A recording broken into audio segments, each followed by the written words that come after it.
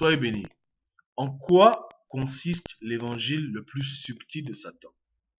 L'évangile le plus subtil de Satan n'est pas forcément comme les gens pensent. Beaucoup de gens se disent que lorsque le diable prêche, Satan va dire aux gens allez tuer vos mères, violer vos filles, voler de l'argent. Non, pas du tout.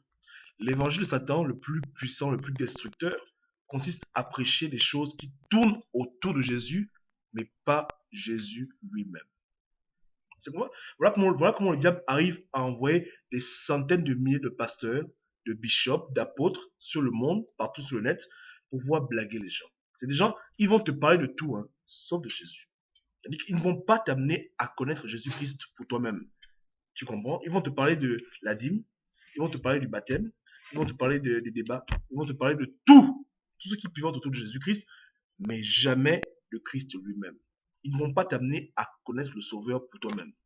Tu comprends? Ils vont te parler de plein de choses, hein, plein de choses qui orbitent autour de Jésus, mais pas Jésus lui-même. Ils te diront que Jésus-Christ, c'est la parole. Ils te diront que le Christ est né à Bethléem. Ils vont te dire beaucoup de choses autour de Jésus, mais ils ne vont pas t'introduire à Christ lui-même. Ils ne te diront pas que c'est lui ton sauveur, que c'est par lui et en lui et par lui seul que tu obtiens la vie éternelle.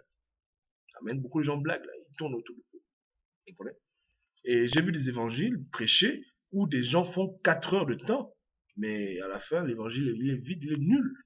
Amen. Il est nul parce qu'à la fin, il ne t'amène pas à Jésus, il t'amène à lui-même, il t'amène à ses logiques, il t'amène à ses réflexions, il t'amène à sa façon de voir les choses, mais il ne t'amène pas toi-même à découvrir Jésus-Christ pour ce que Jésus-Christ est vraiment. Ça, c'est l'évangile le plus destructeur. J'ai vu une fois un pasteur, il a prêché pendant 5 heures sur les anges.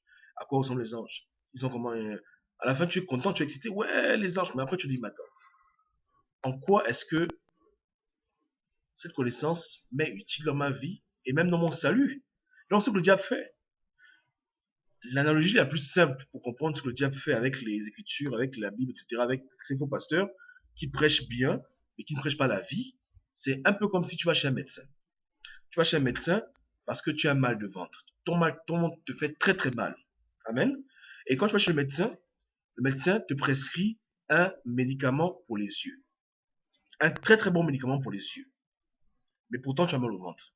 Et il le sait. Mais il te dit, écoute, tiens ce médicament. Avec ce médicament, tu auras une meilleure vue. Tu dis, mais docteur, j'ai mal au ventre. Non, non, t'inquiète pas. Prends ce médicament pour les yeux. Voilà ce qu'ils font. Les problèmes des gens sont à gauche. Ces pasteurs-là prêchent à droite. Vous comprenez? Ils vivent dans les pays, par exemple, où il y a beaucoup de pédophilie. Ils n'en parleront jamais. Ils vivent dans les pays où il y a des sacrifices humains. Ils n'en parleront jamais. Ils vivent dans les pays où il y a beaucoup de fornication apparente. Ils n'en parlent jamais. Il vit dans les pays où il y a des hypocrisies rampantes, il n'en parle jamais. Il vit dans les pays où il y a du mal à outrance, il n'en parle jamais. C'est-à-dire qu'il ne parle pas des problèmes qui affectent les gens vraiment, il parle des longues théologies, des bêtises, mais pas des choses qui peuvent avoir un impact tangible dans ta vie et pour ton salut éternel. Voilà les enfants de perdition. Voilà comment ils font. Et ils peuvent prêcher de long en large. Ouais. Mais les points clés de ta vie, ils ne vont pas t'en parler. Ils t'en parleront pas. Non, pas du tout. Ils ne te parleront pas. Ils vont te parler de tout ce qui est abstrait, tout ce qui était inutile. Voilà, dans le temple de Dieu, il y avait le tabernacle, il y avait le Saint des Saints. Ils vont te faire des longues théologies là, sur des trucs comme ça que tu dis, mais attends, mais tes vrais problèmes, non. L'idéal, c'est de parler d'abord des vrais problèmes, ensuite de parler des choses fantaisistes, ou bien extra. Vous comprenez? Mais de nos jours, c'est l'inverse. C'est l'inverse. Et une des ruses qu'ils font, c'est qu'ils mettent beaucoup de poids sur toi. Et que tu te rends compte en les écoutant que c'est toi qui détiens les clés de ta vie. Ils te parlent de psychologie. Que sois motivé, sois fort, sois ci, cela, mais pas de Jésus dedans. Donc ils font croire aux gens que c'est par leur lecture biblique, c'est par leur réflexion, par leur analyse de la parole écrite que les gens changent. Jésus-Christ est déjà au placard. Parce qu'ils ont remplacé Jésus-Christ par la Bible. Abomination totale. Christ existe. Christ est une personne qui vit. Christ est l'alpha et l'oméga, le Dieu vivant. Apprenez à le connaître pour ce qu'il est. N'ayez pas seulement de Jésus-Christ une conception livresque, une conception religieuse, mais de Christ une relation intime et personnelle. Sachez qu'il est vrai et qu'il est vraiment là. Et pour le connaître, c'est pas difficile. Mettez-vous à genoux, invoquez sa présence et il se manifestera. Satan peut tolérer tout sauf Jésus. Satan a une Bible. Il aime les Bibles. Satan a même des églises. Il aime des chorales. Vous comprenez? Il y a des gens qui passent autant à ne parler que de la louange. Il ne veut pas parler de Jésus. Vous comprenez? Distraction. Satan a tout. Il a des théologiens, il a tout ça. Mais pas de Jésus. Tout sauf Jésus. Voici la doctrine du diable.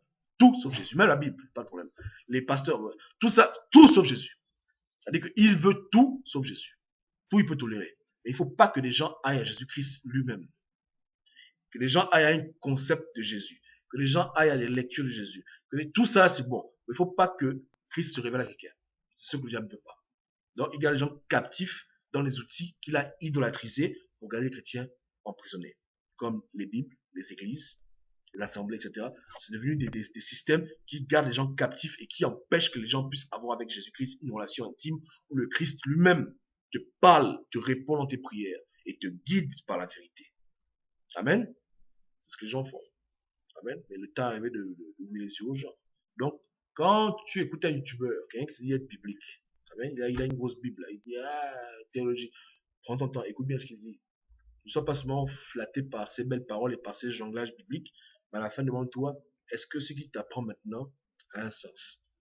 Et demande-toi aussi, où est-ce qu'il t'amène? Est-ce qu'il t'amène à toi-même changer, ou est-ce qu'il t'amène à changer par Jésus?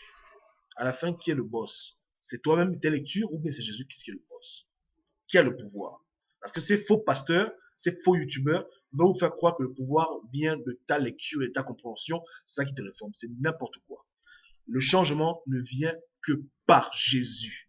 Et pour changer, il faut lui demander Bible ou sans Bible. Amen. Amen. Donc, Jésus-Christ est la pièce maîtresse incontournable. Il est le commencement et la fin. Passez par lui. Et dans tout ce que vous faites, faites ce qui est utile dans votre vie et pour votre salut. Ne parlez pas le temps des choses abstraites et soyez conscient des vrais problèmes qui affectent la société. Ne prêchez pas à gauche quand les problèmes sont à droite. Amen. Amen. Soyez bénis.